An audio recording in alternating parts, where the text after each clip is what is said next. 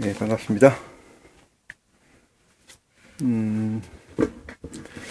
예, 오늘은 누가복음 17장 1절로부터 끝절까지 17장 끝절 37절까지 말씀을 가지고 여러분과 함께 은혜 받는 시간을 갖도록 하겠습니다. 먼저 우리 주 예수 그리스도의 이름으로 아버지께 기도를 드리고 이 시간을 준비하겠습니다. 놀라우신 아버지 하나님, 오늘도 저에게 맑은 호흡을 허락하셔서 아버지의 성산에 이렇게 모인 줄 제게 고백하오니 이 은혜를 생각할 때 아버지께 무한 영광과 찬양을 드립니다.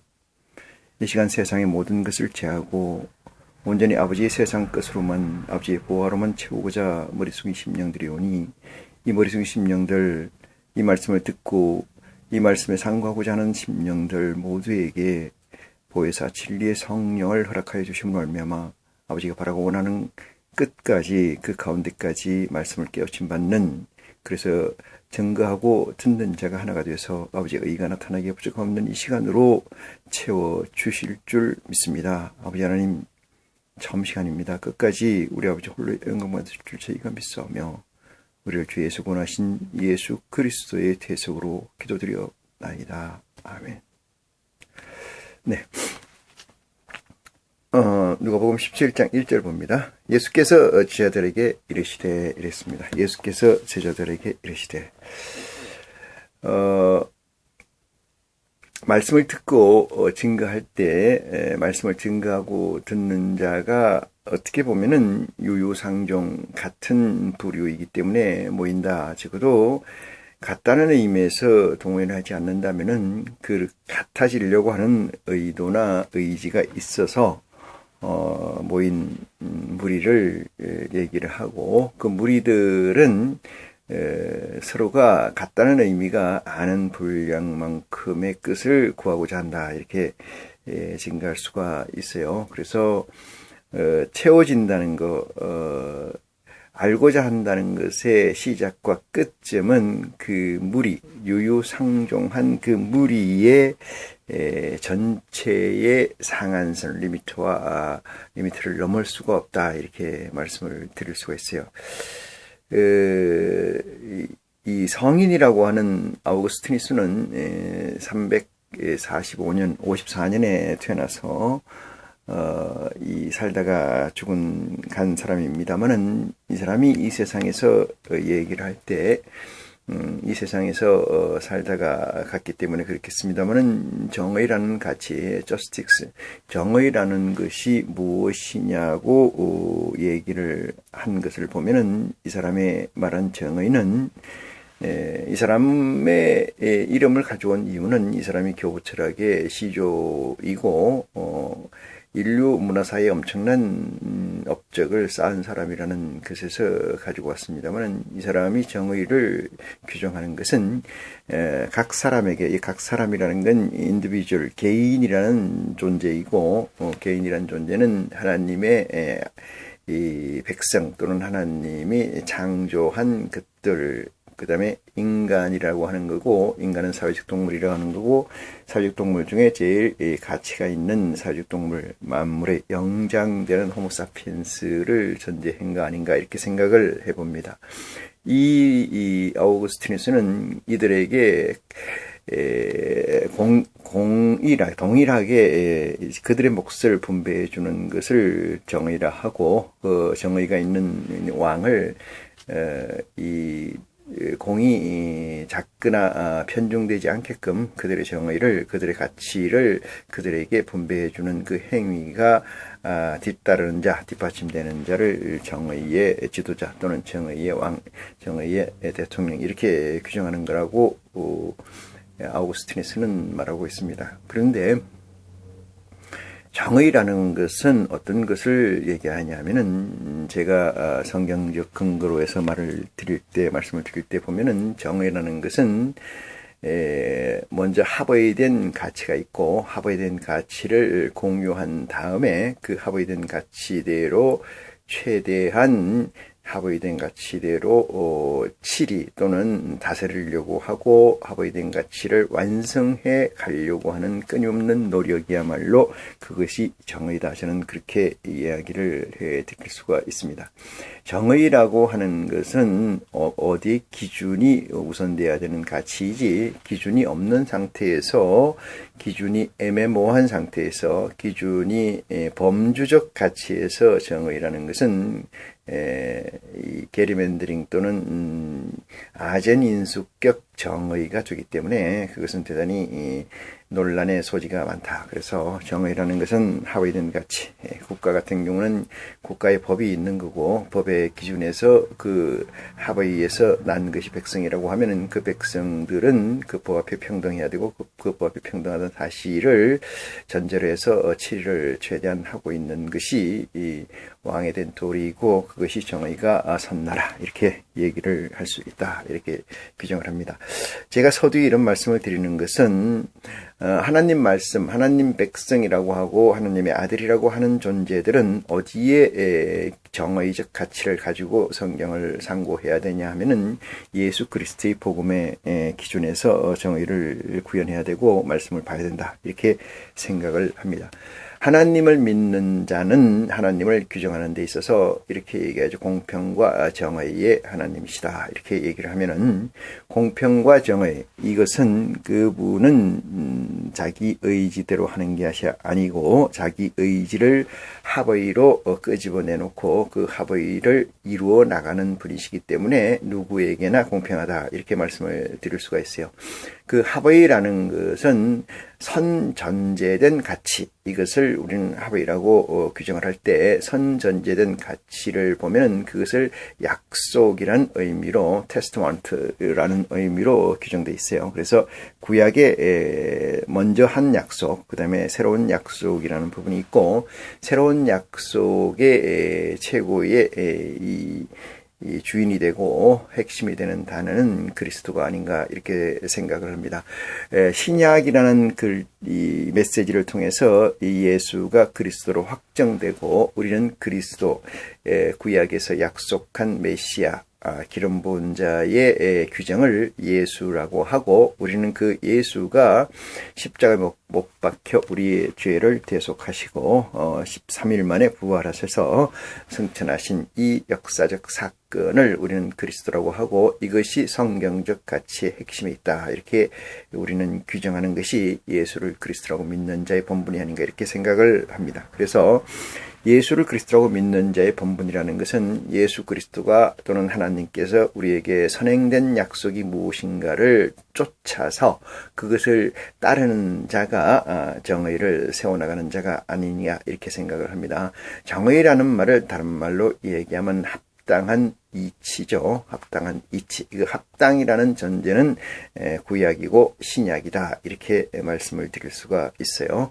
구약에서 약속이 온전한 약속이었다면은 새로운 약속은 세울 필요가 없겠죠. 그래서 누가복음 17장에 얘기하는 것에서 보면은 이렇게 시작합니다. 예수께서 제자들에게 이르시되 실족케 하는 것이 없을 수는 없으나 이렇게 얘기합니다.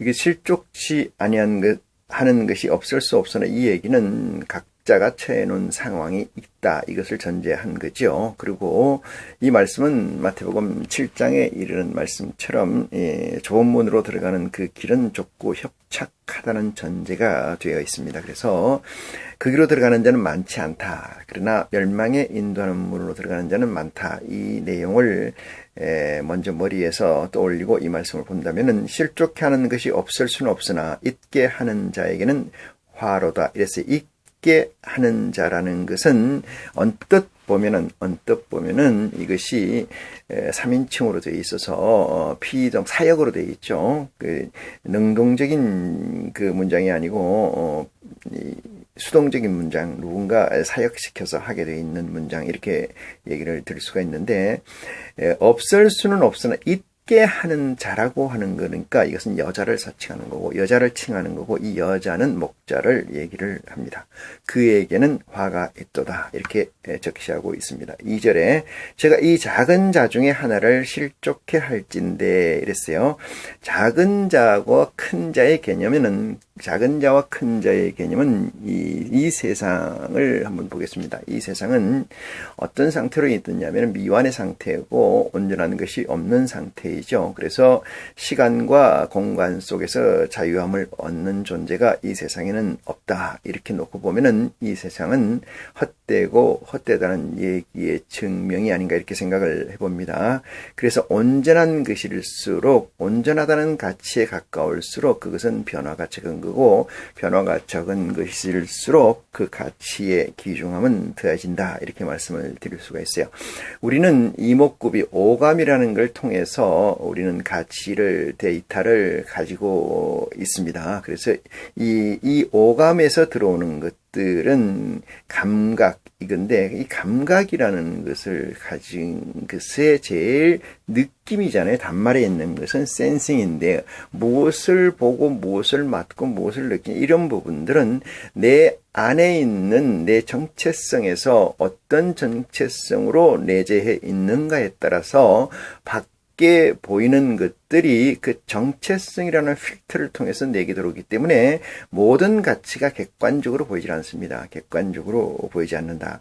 객관성을 잃은 주관적 가치로 내게 들어오기 때문에 작다 크다의 개념은 순전성에 있다. 이렇게 얘기 드릴 수 있어요. 다시 말해서 질량이 높다. 이렇게 얘기를 드릴 수 있는데 질량이 높은 것 중에 볼륨이 적다. 이렇게 얘기하면은 순도성이 순전이 높다. 균질성이 높다. 이렇게 얘기 드릴 수가 있어요.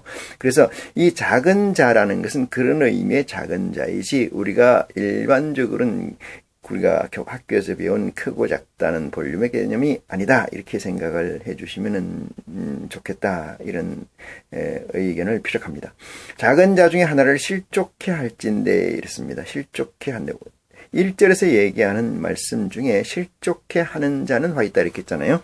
그러니까 이 작은 자를 실족해 한다는 것은 누구나 이 땅에 태어났을 때는 하나님의 속성을 어느 정도는 가지고 있다. 이렇게 저는 얘기를 드릴 수가 있어요. 그 속성이 있을 때 우리에게 이 세상이라는 시스템적 가치가 이 세상이라는 시스템적 가치가 하나님 끝과 거리가 점점점 멀어지는 상태로 가기 때문에 첫부터 태어나면서부터 어떤 환경을 가지고 태어나서 어떻게 커가는 건 대단히 중요하다 이렇게 생각을 하는데 지금 이 세상에서 가지고 있는 그리스도의 가치는 제가 판단할 때는 상당히 잘못된 가치, 잘못된 방향성을 가지고 전도되고 있다 또는 나가고 있다 이런 의미에서 보면은 이 소자라는 것은 하나님이 하나님의 DNA나 RNA를 가지고 있는 그 씨앗의 의미로 해석하는 것이 이 작은 자의 의미다 이렇게 생각할 수가 있습니다. 그래서 이 작은 자 하나를 실족해 할진대 이 얘기는 그런 의미다 이렇게 해석을 하면은 차라리 연자맷돌을 그 족에 매이고 바다에 던지우는 것이 나으리라 이렇게 이야기를 합니다. 그러면 이 작은 자니까 큰 자라고 해석해 보면은 성인 어른을 하나 하는 것은 죄성이 멀어졌다. 조금은 누가 볼 때 하나님 관점에서 볼 땐 그렇습니다. 죄성이 점점 멀어져 가는 거다. 나이를 먹는다는 것은 그다음에 죽는다는 것은 죄성의 완성이다. 이렇게 얘기를 드릴 수가 있어요. 죽는다는 것은 그러니까 원점 태어난 그 씨에서부터 잘못된 방향으로 가만 갈수록 하나님과의 각도는 커져서 그 커진 만큼의 가치가 저를 멸하게 된다. 그래서 사망에 이른다. 이런 의미를 가지고 있습니다. 그래서 이 작은 자를 실족해 하는 자는 연자맷돌을 발에다 메고 바닷물에 던지우는 것이 차라리 낫다. 이렇게 이야기를 합니다. 3절입니다. 너희는 스스로 조심하라 이랬어요. 너희는 스스로 조심하라. 만일 네 형제가 죄를 범하거든 경계하고 회개하거든 용서하라 이렇게 얘기합니다. 여기서 너희라고 얘기하는 것은 하늘에 있는 영 12보좌의 영이 육신의 베드로 야고보 이 라고 하는 그 요한 그 12육체의 이 그릇에 들어와 있는 존재들을 얘기합니다. 그래서 너희는, 이 얘기는 육신의 어부의 베드로가 아니고 어부의 육체에 하나님 12보좌의 영의 하나가 있고 그 영을 지칭하는 것들아, 영들을 지칭하는 거다, 이렇게 해석을 하면은 옳은 해석이다, 이렇게 말씀을 드릴 수가 있어요. 만일 어떻게 하라는 거야? 만일 네 형제가 죄를 범하거든. 이것은 죄라는 것은 우리가 흔히 자꾸 높아심에서 얘기 드립니다만은 죄를 크라임과 신이 있는데 이 두 가지의 형태가 있어요. 이 세상적으로 짓는 죄를 이제 전자를 얘기한다면, 후자는 이 신이라고 하는 것은 종교적 죄의 의미를 얘기를 하는데, 여기서 종교적 죄라는 것의 규정은 궁극적으로 하나님에 대한 죄다, 이렇게 설명을 드릴 수가 있어요. 인류의 문화의 거의 60-70%에 해당하는 것은 거의가 교부 철학에서 생성된 문화라고 해도 과언이 아니기 때문에 저는 그렇게 규정을 합니다. 그래서 여기서 죄를 범하거든, 이 얘기는 그 얘기예요. 죄를 범하거든, 여기서 특정되어 있지는 않습니다만은 여기서 전제되어 있는 너희는이라는 것을 비추어 봤을 때 앞에 전자에 대한 신, 하나님에 대한 죄가 아닌가, 이런 생각을 합니다. 경계하고 회개하거든 용서하라, 이런데 회개하거든 용서하라. 인간들은 늘 이런 생각을 해요. 그럼 용서를 계속해 줄까요? 그러니까 그 4절에서 그 말을 붙여놨습니다. 만일 하루에 7번이라도 내게 죄를 얻고 7번 내게 돌아와 내가 회개하노라 하거든 너는 용서하라 하시더라, 이렇게 얘기합니다. 이 너라고 얘기하는 것은 형제 중에 하나잖아요. 같은 급에 있는, 이퀄되어 있는 급에 있는, 그죠? 이 용서해주라, 이것은 같은 급에서는 사실상 용서의 개념이 없는 거예요. 여기서 이렇게 지칭하는 것은 육체의 중요성을 가지고 있기 때문에 그렇습니다. 육체의 중요성을 가지고 있기 때문에. 이 영이라고 하는 것은 하나님의 영도 마찬가지고, 영이라고 하는 존재는 그릇이라는 걸 필요해요. 그릇이라는 걸. 이 그릇이라는 게 필요하기 때문에, 그릇이 무엇이냐? 인생이라는 거예요. 인생, 인간.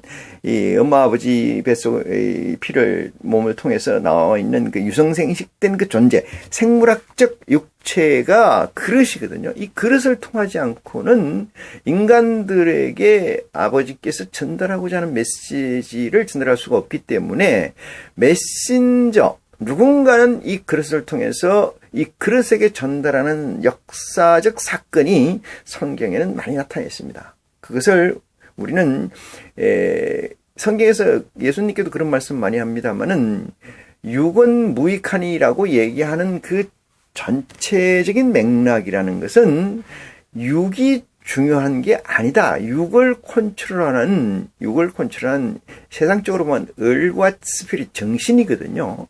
을과 정신, 이 을과 정신이 그 어떠한 그릇에 담겨서 그 육체를 더 트레이닝시키고 그 육체를 더 순전성으로 가져감으로 말미암아 그 영이나 을이나 정신이 바라고 원하는 방향을 이루는 거죠.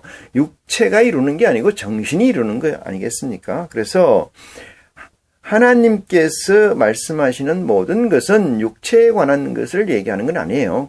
육체에 관한 것을 얘기하는 겁니다. 성경에 이런 말씀이 있지 않습니까?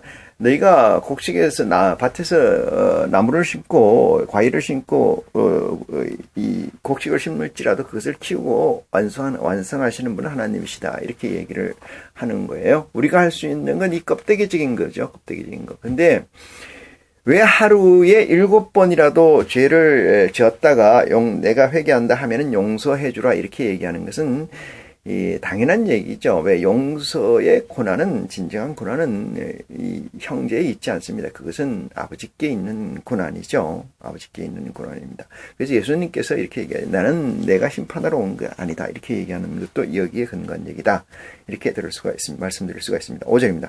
사도들이 주께 여짜오되 우리에게 믿음을 더하소서 하니 이랬어요. 주께서 가라사대 너희에게 겨자씨 하나일 만한 믿음이 있었다면은 이 뽕나무들의 뿌리가 뽑혀 바다에 심기우라 하였을 것이요 그것이 너희에게 순종하리라 하였더라. 이렇게 얘기해요.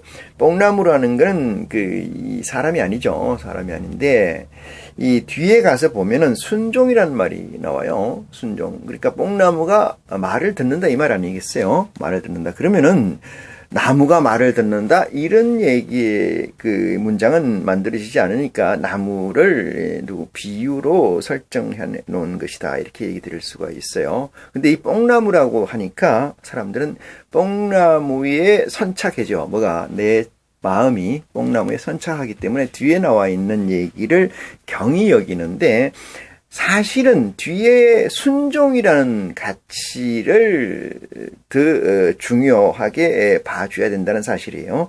뽕나무들어 뿌리가 뽑혀, 뿌리의 통째라는 거죠. 전체라는 겁니다. 뜯기우는 거나 잘리거나 이게 아니고 명령을 하면 통째로 이러는 거야. 아브라함도 마찬가지고 모든 것은 순종이라는 것은 전체를 얘기하는 거지 반신반의는 없습니다. 근데 요즘 사람들에게 너 이 일을 할래 말래 이러면 반신반의한 상태에서 예라고 대답하는데 이거를 원하는 게 아니고 통째 A에서 Z까지 전체를 얘기하는 걸 뿌리채 뽑혀 이렇게 얘기해요. 전제가 뭐냐 하면은 순종하여 뿌리채 뽑혀서 바다에 심기운다 이렇게 얘기했어요. 바다. 땅과 바다의 대조를 이루고 있습니다만은 땅은 하나님의 세상, 하나님이 창조한 곳이죠. 바다는 뭐냐 하면은 하나님이 창조한 곳이 아니에요. 바다는. 하나님은, 여기서 바다라고 얘기하니까 또 저쪽에 sea, 동해 바다, 서해 바다, 이 바다를 얘기하는 걸로 생각하시면 안 되는데, 이 바다라는 것은 땅의 또 다른 모습이고, 하늘과 땅 사이에 존재한 가치, 세상, 이거를 바다라고 얘기해요. 그래서 그 바다의 심기우라고 할지라도 순종하였느니라. 1전제가 뭐예요? 너희에게 겨자씨만한 믿음이 있다라면은 얘기해요. 겨자씨만한 믿음이 있다라면은. 여러분의 저나 불편한 진실의 벽 앞에 서 보시자고요. 만약에 이 역사가, 이 사건이 저나 여러분에게 임해야 된다는 사건입니다. 임해야 된다는 사실입니다.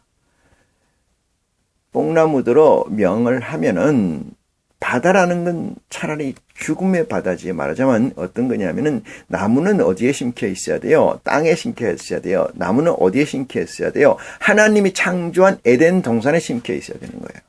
근데 이 바다 보고 명했다. 뽕나무 보고 명했어. 너는 저 바다에 심기우라 이렇게 얘기하면은 그 말을 이 뽕나무가 뽕나무적 인격화되어 있는 뽕나무가 가서 의윤화되어 있는 이 뽕나무가 가서 심기운다는 거예요.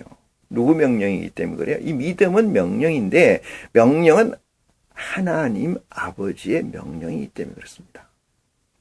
하나님 아버지의 명령이기 때문에 심키우라 하면 심키운다는 거예요. 뭐만 있으면은 믿음인데 어떤 믿음?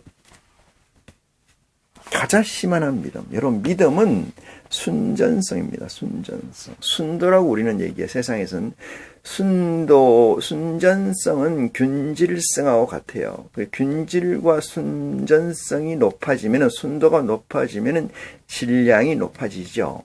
질량이 높아져요. 질점이라는 게 있는데 보통 particle of point라고 얘기합니다. 질점이라는 게 뭐냐면은 어떤 물건이 있으면 질량을 가지죠. 그 질량의 중심점이 어디냐 이렇게 얘기해요. 근데 이 순수 세계에서는 질점이 질량 그 자체가 돼버리는 거죠. 질점이 질량 그 자체. 그러니까 에덴 동산이라면 에덴 동산이 다 에덴 동산이에요. 가운데라는 게 없다는 이 말이에요. 가운데라는 게. 예? 대한민국이라면 수도가 중심이다. 인데 중심이라는 건 뭐예요? 질점을 얘기하는 거예요. 질점. 전체의 이 볼륨의 부피의 중심점이 어디냐 이걸 질점이라고 얘기하는데, 이 작은 자, 위에서도 얘기했습니다만은 실족해 하는 자, 이 작은 자를 실족해 하는 자라고 설정되어 있지 않습니까? 여기도 마찬가지로 겨자씨만한 믿음이 있다는 것은 뭐냐면 순전성이에요. 순전성. 균질성과 순전성. 이게 질량에서 질점이 따로 설정되어 있지 않은 상태. 이것을 작은 믿음, 겨자씨 이렇게 얘기해요. 이것은 이 작은 믿음이 작은 자, 그다음에 이 겨자씨 이것은 질점이 그 자체로 해석되어 있는 거예요. 질점이 그 자체로 해석되어 있기 때문에 이것은 큰 거나 작은 거나 똑같습니다. 하나님께서는 예수님께서는 하나님 말씀을 듣고 우리에게 이렇게 설정해 되어 있습니다만 작은 자, 큰 자 이 개념이 우리 이 세상에서 지금 우리가 살고 있는 이 3차원의 세상에서 얘기고 하나님이 생각하는 하늘의 차원에서는 이 작은 자, 큰 자의 개념이 없어. 여러분 하나님의 눈은 몇입니까? 이러면 어떤 사람은 7이요. 그것도 맞죠. 왜? 하나님의 눈은 7이라고 계시록에 쓰여져 있기 때문에. 그런데 하나님은 전후 좌우가 없으시다 이 말이거든요. 앞뒤가 없다 이 말이에요. 위아래도 없다 이 말이에요. 왜? 온전체는 전체가 눈이고 전체가 귀고 전체가 센싱하고 맛볼 수 있고 하는 오감이 전체예요. 전체. 이해되십니까? 비유를 많이 듭니다만은 독수리가 이 뿅아리 새끼들하고 같이 크면은 얘는 커서도 지가 뿅아리인 줄 안다는 거죠. 하나님의 아들이 이 작은 자 하나의 씨앗에서 RNA, DNA 그 설정에서 이 세상의 시스템이 키웠어요. 이 세상 시스템으로 크다 보니까 그가 독수리의 새끼인지를 모른다 이 말이에요. 독수리의 새끼인지를. 하나님의 자식인지를 모른다 이 말이에요. 완전히 종으로 마귀의 앵벌이의 수단으로 도구로 전락돼 있다 이 말이에요. 전락돼 있다. 예수님의 제자들이 예수님이 둘씩 묶어가지고 차라리 잃어버린 이스라엘 양의 집으로 가라 이렇게 얘기해서 파송을 했죠. 병 고치는 권능과 능력을 다 주고 보냈습니다. 근데 그들이 못 고쳤어요. 왜 못 고쳤을까? 설정이 많은 얘기가 있기 때문에 다는 얘기 드릴 수 없습니다만은 예수님이 그들을 보고 이렇게 얘기를 해요. 믿음이 적은 자들아 이렇게 얘기하니까 믿음이 있긴 있는데 적다 이렇게 설정 얘기를 하셨기 때문에 그래도 위로가 된다 이런데 적다는 건 없다는 거예요. 이 신의 세계 아버지 세계에서는 있다 없다의 가치만 있는 거지 조금 있다 많이 있다 이 개념은 없어요. 그것은 이 세상 3차원에 살고 있는 이 마귀가 지금 운영하고 있는 이 세상에서나 할 수 있는 이야기라는 사실을 깨우침 받는 여러분이 되시기를 간절히 축원합니다. 그래서 이 뽕나무들로 심기우라 하나님은 심기운다 너희가 너희에게 순종하였으리라 이렇게 얘기하잖아요. 무슨 얘기인지 이해갑니까? 여기서 너희라는 설정은 하늘의 12보호자의 영이다. 이렇게 말씀을 드릴 수가 있어요. 오병이어의 이 사건을 설명을 공간복음에서 다 설정이 되어 있는 걸로 알고 있어요. 근데 오병이어라는 것은 물고기 2마리 떡 5개로 많은 사람을 먹이고 남겼다고 주운 게 12바구니라고 하지 않았습니까? 근데 배불리 먹은 사람이 남자, 여자와 아이는 제하고 5,000명, 4,000명이더라 이렇게 얘기를 하잖아요. 이 설정에서 하나님 말씀이 삼류 소설가나 인류 소설가가 써놓은 또는 인류 학자나 인류 교수가 써놓은 책이 아닙니다. 맹점이 어디 있느냐 하면은 자꾸 우리 쪽으로 끌어내려서 본다는 거예요. 여러분 하늘을 올라간다고 그래요. 하늘이 내려와야 되는 거예요. 하늘이 내게 내려와야 되는 거예요. 그럼 내가 내려오려면 어떻게 해야 돼? 내가 없어야 내려오거든요. 내가 하늘 올라간다는 건 뭐예요? 이 세상에서의 가치를 내게 두고 있지 않는 게 아니고 하늘의 가치를 내게 두고 있는 것이 하늘에 올라가는 거죠. 올라간다, 내려간다의 개념이 위상의 개념이다. 위상. 현상학적 위상이다 이 말이에요. 이 세상에서 눈이나 이 오감을 통해서 가지고 있는 감각의 개념이 아니고 위상의 개념이다. 위상. 디멘션이다. 디멘션이 얘기해요. 3차원의 디멘션이 아니다 이 말이거든요. 그러니까 오병이어에서 제일 중요한 사건은 12광주리를 주었더라. 남은 게 이랬어요. 다 먹고 갔는데, 배불리 먹었는데 남은 걸 주니까 12광주리 12제자예요. 나머지는 없다는 겁니다. 없다는 거예요. 왜 그러냐 하면은 세상적 가치에서 만족이라는 것은 마약성 같습니다. 마약. 세상적 가치에서 만족은 마약 같아요. 마약이라는 건 계속해서 그걸 찾게끔 만드는 유혹과 미혹성이 있어요. 근데 하나님 말씀은 그게 없어요. 그게 내 몸에 들어가려면은 마약성으로 내재해 있는 이 내성적 이 3차원의 디멘션, 이 가치를 버려야 되거든요. 힘든 거예요. 다 먹고 배불렀지만 다 갔어요. 남은 사람은 없어요. 병을 고쳐줬는데 10명을 고쳐줬는데 다 안 오고 1명만 오잖아요. 그 똑같은 이치입니다. 자, 본문 보면서 7절 너희 중에 뉘게 밭을 갈거나 양을 치거나 하는 중에 있어 밭에서 돌아오면은 저더러 곧 와서 앉아서 먹으라 할 자가 있느냐 그랬어요. 도리어 저더러 내 먹을 것을 예비하고 띠를 띠고 나의 먹고 마시는 동안에 수종 들고 너는 그 후에 먹고 마시라 하지 않겠느냐 명한 대로 하였다고 종에게 살해하겠느냐 이렇게 묻습니다. 이와 같이 너희도 명령받은 것을 다 행한 후에 이르기를 우리는 무익한 종이라 우리의 하여야 할 일을 한 것뿐이라 할지니라 이렇게 얘기합니다.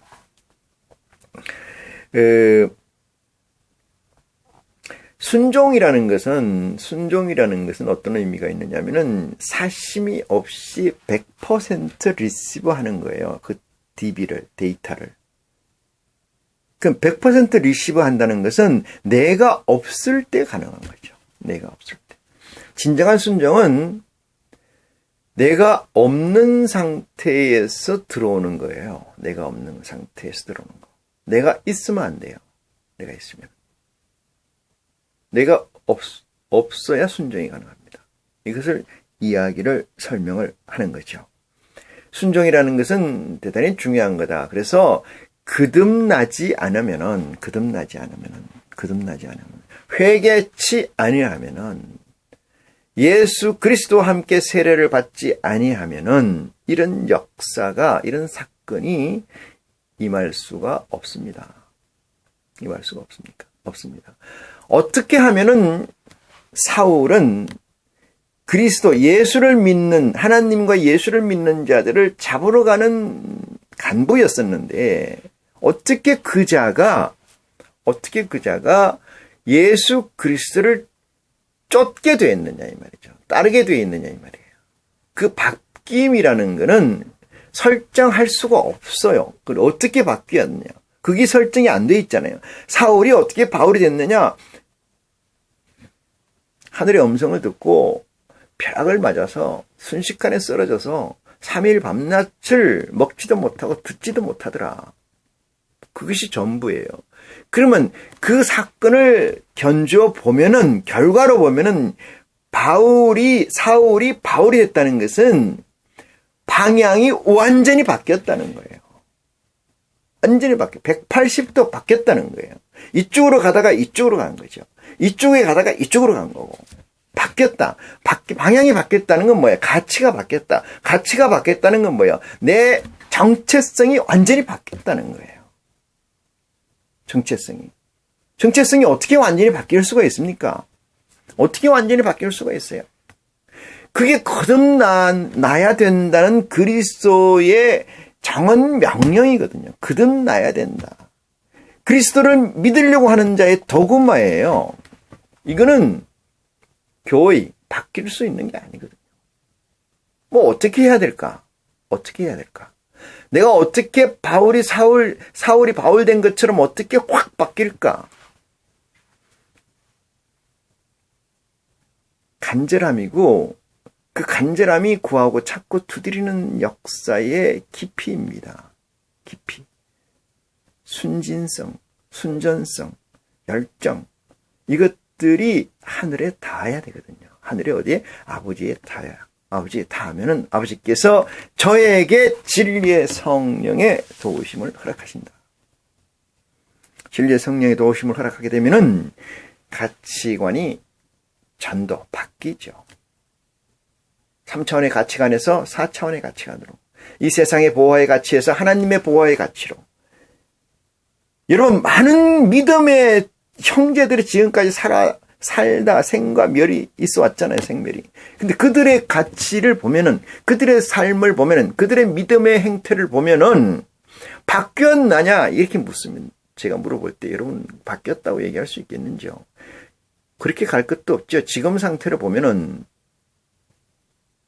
얼마 전에 조영규 목사의 아내 되는 김성애 총장, 한신대 대학교 총장이란, 그분이 돌아가셨다 그래요. 며칠 전에. 근데 그분이 천국을 갔을까요? 김성애 총장뿐만 아니고 김수환 추기경이 천국을 갔을까요? 여러분, 거듭나지 않는다면은 거듭났는지 안 났는지 어떻게 하느냐? 거듭났다고 하는 시점과 현재와 거듭나기 전의 시점의 가치가 변해야 되거든요. 가치관이 바뀌어야 되거든요. 좋아하는 게 바뀌어야 된다 이 말이거든요. 좋아하는 게. 거듭나기 전에는 돈을 좋아했는데 거듭나서도 돈을 좋아해. 안 바뀐 거잖아요. 아니야, 바뀌었어. 왜 바뀌었어? 나는 돈은 좋아하는데 이 돈 가지고 하나님 사업을 할 거야. 하나님께 바치는 거야. 이유잖아요. 명목만 바뀐 거잖아요. 명목. 하나님이 돈을 좋아합니까? 하나님이 돈을 가치라고 생각해. 인생에서 최고의 가치는 권위, 명예, 돈이잖아요. 권세잖아요. 돈이 이 세상에서는 깡패예요. 돈이 이 세상에서는 마약이에요. 돈이 이 세상에는 왕입니다. 그렇지 않습니까?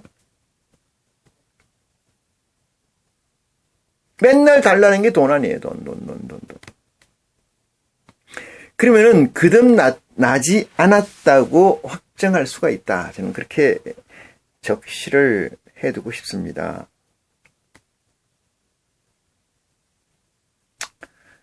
11절을 봅니다. 예수께서 예루살렘으로 가실 때에 사마리아와 갈릴리 사이에서 지나가시다가 한 촌에 들어가시니 문둥병자 10명이 예수를 만나서 멀리 서서 소리를 높여 가로되 예수 선생님이여 우리를 긍휼히 여기소서 하거늘 이랬어요. 문둥병 환자라는 거는, 문둥병이라는 거는 이 형상이 깨지는 거거든요. 형상이 깨지는 거예요. 그러니까 외상된다, 뒤틀려진다 이런 얘기죠. 이게 문둥병 환자죠. 그러니까 이목구비가 정상인처럼 구별이 되어 있지 않다. 또 그렇게 설정을 얘기를 드릴 수가 있어요. 이 10명이 한 명도 아니고 10명이 말이죠. 서가지고 예수님이 지나간다는 그 사실을 알고 서서 기다렸다가 소리질러 가로되 이렇게 해요. 소리질러 가라사대. 소리질러 높은 소리로 큰 소리로 외쳐대 예수여 선생님이여 예수 선생님이여 우리를 긍휼히 여기소서. 이 선생이라는 것은 파이오니아 랍비 뭐 이런 개척지 이렇게 설명이 되는데 선생이라는 건 먼저 났다는 얘기죠. 여기서 선생은 여러분 가만히 생각해 보세요. 아브라함이 먼저 났겠어요? 예수께서 그리스도께서 먼저 났겠어요? 그리스도가 먼저잖아요. 먼저라는 개념의 설정이 선생이에요. 그러니까 육체로 보면은 머리가 허여 꼬부라져서 80이 됐다 하더라도 어린애한테 선생님이라고 할 수 있는 거예요. 먼저 배웠다는 것은. 이것은 이 세상 가치로 내려서 보면은 먼저 배운 사람을 선생이라. 그래서 나이로 태어난 순서대로 선생이 매겨지는 것 같지만은 사실은 그렇지 않고 이것도 하나님의 말씀에서 차용한 거죠. 그래서 선생이라는 것은 나이에 많고 적음이 관계없어요. 지식에 깨닫고 안 깨달음이 가치이고 하나님의 순서로 하나님의 법에서 보면은 하나님 나라에서 언제 뭐가 만들어졌느냐 그것이 선생이라는 가치를 규정한다. 이렇게 해석을 할 수가 있습니다. 그래서 선생이요 이렇게 얘기를 합니다. 선생이요. 우리를 긍휼히 여기소서 하거늘 했습니다. 긍휼히 여기소서. 이 긍휼이라는 것이 뭐냐면은 이 불쌍히 여기고 애처롭게 여기고 이런 거예요. 불쌍히 애처롭다는 것은 무슨 얘기냐면은 나와 동질성을 가질 때 느끼는 그의 환경이 나와 같지 않을 때 느끼는 감정이에요. 그러니까 나는 A라는 상태에 있어요. A라는 스테이트에 있는데 이 다른 사람 B가 원래 쟤는 나하고 같아야 되는데 왜가 쟤가 이렇게 떨어져 있을까? 알지 못함으로, 우매함으로, 아니면 유혹이나 미혹됐음으로 그 상태를 보는 A가 하는 말이 긍휼이에요. 긍휼. 마태복음 5장 1절에 보면은 긍휼히 여기는 자는 복이 있나니 저가 또한 긍휼히 여김을 받을 것이다. 이렇게 얘기해요. 긍휼히 여긴다. 긍휼히 여긴다. 여러분, 긍휼이라는 것은 내가 하나님의 가치를 깨우치고 보니 하나님의 말씀이 내게서 주인으로 자리 잡고 나니 보는 가치가 긍휼이에요. 이것을 부처는 그걸 반야, 지혜라고 하는 거예요. 부처는 자비 이렇게 얘기해요. 자비를 베푸소서. 이건 그 얘기예요. 천주교도 그런 얘기를 합니다만은 내가 그 상태에 있어야 되는 거예요. 전지전능 상태에 있던 그 버금가는 상태로 내가 있을 때 버금가는 것에 떨어져 있는 존재들을 보고 느끼는 마음이에요. 그걸 뭐 처근지심이라고 할 수도 있는데 자, 정확한 표현은 자비라고 얘기를 할 수 있어요. 다른 이교에서는. 하나님 말씀에서는 그걸 긍휼이라고 얘기를 합니다. 긍휼을 베푸소서 이런 얘기예요. 나도 당신들과 같은 선생님과 같은 포지션에 있었는데 내가 어떻게 이렇게 됐어요? 나에게 긍휼을 베푸셔서 나도 그 반열에 오르게 해주셔. 이게 그 얘기입니다. 그 얘기입니다. 그 얘기. 근데 지금 상태가 어떻다는 거예요? 문둥병이 걸렸다는 거예요. 문둥병이라는 건 이목구비가 깨져 있다는 거예요. 이 몸 전체 그릇이 일그러져 있다는 겁니다. 여러분, 일그러진 그릇 아시죠? 그릇이 일그러져 있으니까,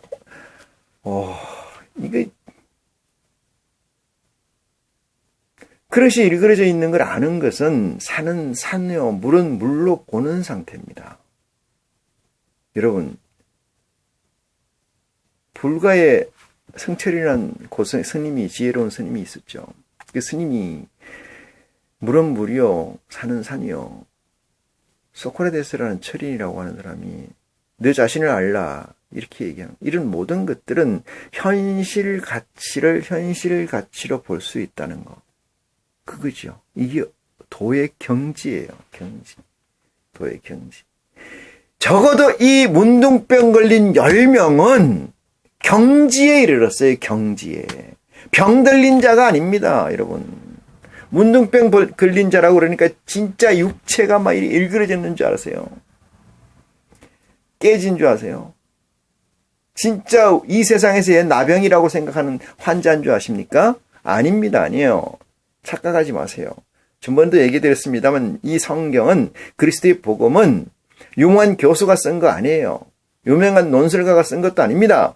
유명한 소설가가 쓴 것도 아니에요. 오직 그리스도의 영, 하나님의 성령으로 쓰여져 있는 메시지예요. 메신저입니다. 문둥병 환자 10명이 그리스도를 알아보고 하나님의 아들인 것을 알아보고 우리를 긍휼히 여기시옵소서. 이 얘기는 당신은 이미 그 긍휼의 상태에 있다는 거예요. 응? 긍휼의 대상에 있다. 그리고 우리를 긍휼히 여기셔서 우리를 당신처럼 그렇게 올려주옵소서. 이 얘기입니다. 이 얘기. 아시겠어요? 신약 사복음서에, 공관복음서에 보면은 병든 자가 많이 나옵니다. 이 병든 자를 여러분은 측은하게 생각합니까? 병든 자를 측은하게 생각하시냐 물었습니다. 38년 동안 혈류병 앓는 자, 소경된 자, 절름발이, 중풍병자, 혈기 마른 자, 이런 사람들을 여러분 측은하게 생각해요. 그런 사람들은 이 세상적 가치에서는 도인의 경지에 이르는 사람들이에요. 여러분, 도를 찾는 사람은, 먹고 살기 바쁜 사람은 도를 찾지 않습니다. 뭐를 찾아요? 이지를 찾죠. 이지. 세상적으로 잘못 편성되어 있는, 잘못 와전되어 있는 가치를 쫓아요. 진짜 세상에서 경지에 이르는 사람은 돈을 쫓지 않고 돈이 그 사람들을 쫓아가는 거 아니겠어요? 왜 돈을 쫓는 어리석음을 가지고 있느냐? 그것은 짐승이라 그러죠. 개새끼들은 돌을 쫓지 않습니다. 음식을 쫓아요. 짐승 새끼들은 먹을 걸 쫓지 돌을 쫓지 않는다 이 말이에요. 그들은 시간성이 없어요. 그들은 그걸 짐승이라고 그러고 개라고 합니다. 사람이 그와 다를 바가 뭐가 있어요? 안전뱅이, 38년 된 혈루병자, 문둥병자, 중풍 걸린 자, 열병 걸린 자 모두가 어떤 상태냐면은 이 세상에서 도의 경지에 이르는 사람이요. 3차원 세상, 이 세상에서 도의 경지에 이르는 사람들이요. 더 이상 도가 없다고 생각하는 사람들이요. 자기 병이 뭔지를 아는 사람들이요. 내가 병이 확실해. 이 병이야. 이 병이야. 이 병을 낚을 사람은 유일해. 한 분밖에 없어. 다윗의 자손 예수여. 그분만이 내 이 병을 낚을 수 있어. 이것은 전도서 3장 1절에 얘기한 전도자가 구한 가치와 똑같습니다. 헛되고 헛된데 유일한 가치가 생성되어 있고 허락되어 있으니 그것이 예수 그리스도라는 사실이라는 거예요. 그거를 아는 자들입니다. 병든 자가 아니에요. 병들어도 병든지 모르는 자가 이 세상의 99.99%이죠. 누가 볼 때는 아버지가 보실 때는 그렇습니다. 예수 그리스도가 보실 때는 그런 거예요. 이 세상에서 내가 재림할 때, 올 때 믿음 가진 자를 보겠느냐? 암흑이다, 캄캄하다. 빛이 저에게 왔을 때 저희가 빛을 깨닫지 못하더라. 이 말입니다.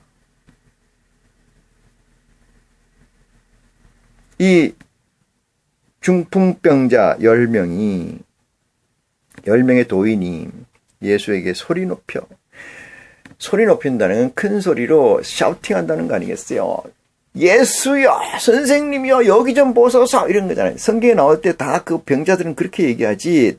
과단성, 대담성, 이 직진성, 돌발성, 충동성 다 가지고 있잖아요. 왜 그러냐면 그들은 구하는 게 그거밖에 없기 때문에 그래요. 구하는 게 그거밖에 없는데 그게 딱 나타났다고 그러면은 어떻게 하겠어요? 좌고 우면하지 않지 않습니까? 그냥 돌진하는 거 아니에요. 왜?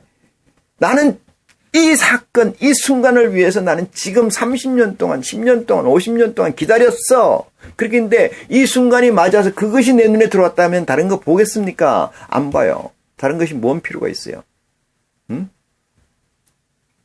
믿음이라는 것은, 도를 구하는 것은, 그리스도를 구하는 것은 그런 열정, 그런 스테이트 상태가 돼야 된다는 거예요. 그렇지 않으면 안 된다는 거죠. 소리 지릅니다. 샤우팅하는 거예요. 보시겠습니다. 긍휼히 여겨서 하거늘 14절 보시고 가라사대 가서 제사장들에게 너희 몸을 보이라 이렇게 얘기해요. 증거로 삼는 거죠. 여러분 제사장이라고 하면은 옛날에는 제사장이 모든 생사화복 생사 여탈권까지 해서 다 가지고 있는 거 아니겠어요? 모든 것의 생활의 중심이 거기 때문에 예수님께서 그 소리를 듣고 얘기하시는데 14절이죠. 가서 말이야 제사장들에게 너희를 보이라 너희의 몸을 보여주라 문둥병이라는 걸 보여주라 직관케 해라 이 말이에요. 저희가 가다가 하셨으니 보이라 하셨더니 저희가 가다가 깨끗함을 받은지라. 이게 뭐예요? 순종이에요. 순종. 여러분, 순종은 어디서 만들어진다고요? 내가 없을 때 만들어지는 거예요. 이 문둥병 환자들은 엄청나게 웨이팅 기다렸어요. 엄청나게 간절히 기도했어요.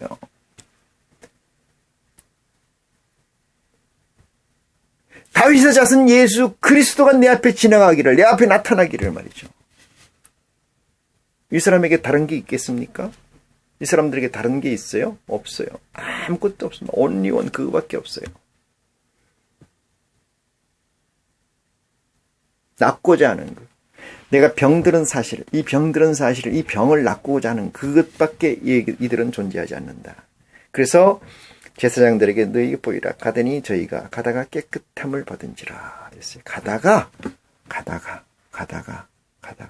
순종하니 얻었다 이 말이에요. 나았다 이 말이에요. 가졌다 이 말입니다.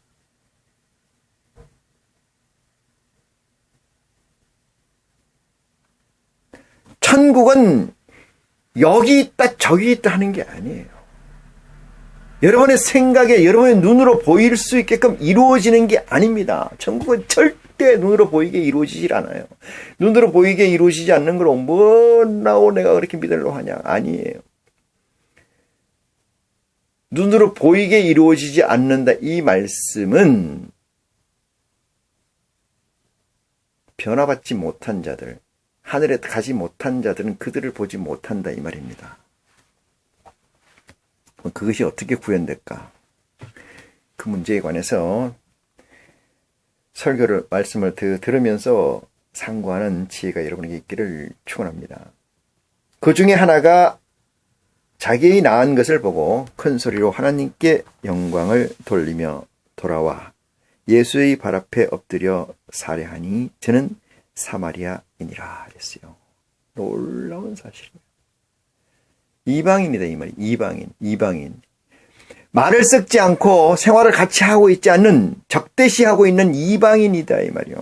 나머지 9명은 안 봐도 뻔해요. 어떤 사람인가. 아주 자기 장사를 하고 있을 거라고 저는 확정합니다. 자기 장사.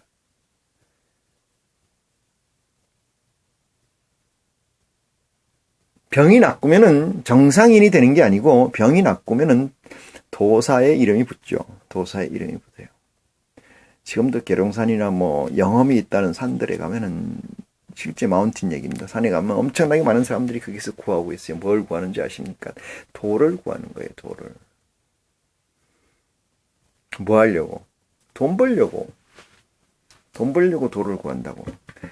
99.9%는 거기에 범주다. 저는 그렇게 얘기를 드릴 수가 있습니다. 드립니다. 17절. 예수께서 대답하여 가라사대 10사람이 다 깨끗함을 받지 아니하였느냐 묻습니다. 예수님은 거기에 있으니까 가다가 깨끗함을 받았다고 하는 사실에 대해서 공간적 공유를 하고 있지 않죠. 실제적으로는 보면은, 사람적으로 보면은. 근데 예수님은 아셨잖아요.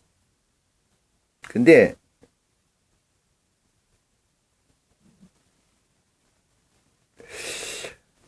왜 한 명만 왔느냐?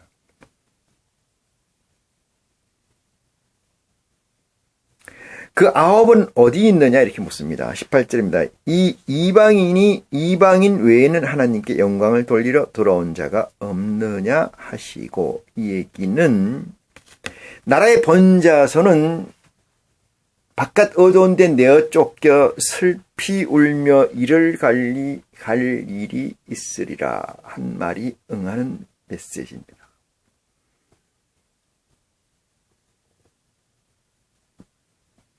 본자손. 믿는다고 하는 자, 안다고 하는 자,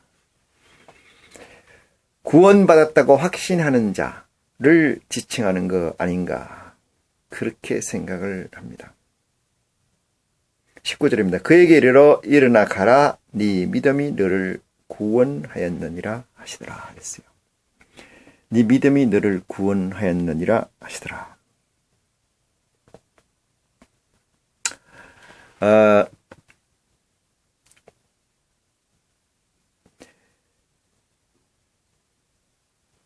선생님이여 이 병을 낫게 하여 주시옵소서라고 외쳤을 때 예수님께서 거기에 순응을 했어요. 거기에 응했다는 거죠.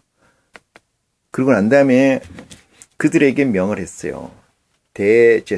제사장들에게 네 사실을 보여주라. 여기서 놓쳐서는 안 될 부분이 그들이 이 사실을 확인했다는 거예요. 확인.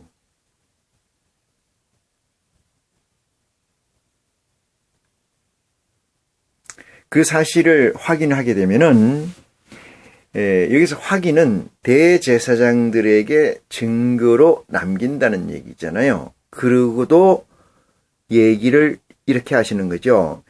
이 이방인 외에는 하나님께 영광을 돌리러 온 자가 없느냐 하시고 이렇게 얘기합니다. 없느냐 하시고.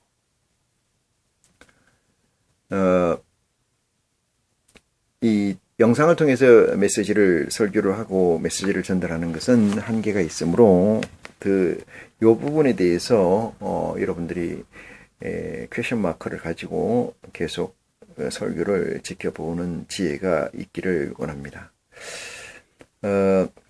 바리새인들이 하나님의 나라가 어느 때에 임하리까 묻건을 예수께서 대답하여 가라사대 하나님의 나라는 볼 수 있게 임하는 것이 아니요 이렇게 얘기합니다. 바리새인들이 하나님의 나라가 어느 때에 제가 조금 전에 얘기한 것 같습니다만은 바리새인들이 묻잖아요. 바리새인들은 하늘나라에 갈 수 없는 존재들이죠. 그들이 묻기를 어느 때에 하나님 나라가 임하느냐 이렇게 물으니까 하나님의 나라는 볼 수 있게 임하는 것이 아니요 이렇게 얘기해요. 또 여기 있다 저기 있다 고도 못하리니 하나님의 나라는 너희 안에 있느니라 이랬어요. 이게 무화과의 상징이고 비유입니다. 그래서 내 속에서부터 씨가 자라서 바깥까지 온전히 익어 나오는 그 상태가 천국이다 이렇게 말씀을 드릴 수가 있고, 천국이 되면 어떤 일이 있느냐 하면은 그 뒤에 써놨어요. 이건 빨리 가도 관계가 없을 것 같아서 22절입니다. 또 제자들이 이르시되 때가 이르려니 너희가 인자의 날 하루를 보고자 하여도 보지 못하리라 이렇게 얘기합니다. 제자들에게 예수님이 말씀하시는 거예요. 직권으로 때가 이르려니 이제 너희가 인자의 날을 하루를 보고자 해도 보지 못하리라 이랬어요. 사람들이 이건 왜 그러냐 하면은 여러분 생각해 보세요. 이 누에 애벌레가 말이죠. 애벌레가 성충이 돼서 나비가 되는 사건을 지가 봅니까? 지가 봐요? 우리 여러분이 어머니 뱃속에서 태어날 때 내가 봐요? 느낍니까? 자각을 합니까? 아, 나 지금 나가고 있구나 이렇게 보면 못 본다는 거예요. 변화되는 그 상태를 읽지 못한다는 거예요. 사람이 너희에게 말해도 보라 저기 있다, 보라 여기 있다 하더라도 그러나 너희는 가지도 말고 쫓지도 말라 이렇게 설명을 합니다. 이 가지도 말고 쫓지도 말라 이 말은 어떤 얘기의 의미냐면은 육체에 담겨 있거든요. 육체에 누가 12제자의 영이 그 육체가 있기 때문에 예수님께서 부활하시고 하나님의 우편에 올라가시기 전에 내가 너희를 데려가는 게 아니고 여기 놔두고 간다 이렇게 해서 그 놔두고 가는 안타까움을 표시했고, 그 다음에 너희를 혼자 있게 두지 않고 이 진리의 성령을 너희에게 보내리라 이렇게 말씀을 하셨어요. 24절 번개가 하늘 아래 이편에서 번뜩하여 하늘 아래 저편까지 비침같이 인자도 자기 날에 그리 임하리라 이렇게 얘기해서 이건 육체 속에 담겨있는 영이 같이 존재한 상태에서 설명하는 얘기시다 이렇게 말씀을 드릴 수가 있어요. 자, 나머지 부분은 다음 시간에 한번 훑어보는 걸로 다시 보는 걸로 하고, 이건 뭐 크게 가치가 있는 얘기는 아닌데 27절부터 25절부터 다음 시간에 다시 한번 보도록 하겠습니다. 오늘 말씀을 마치겠습니다. 고맙습니다.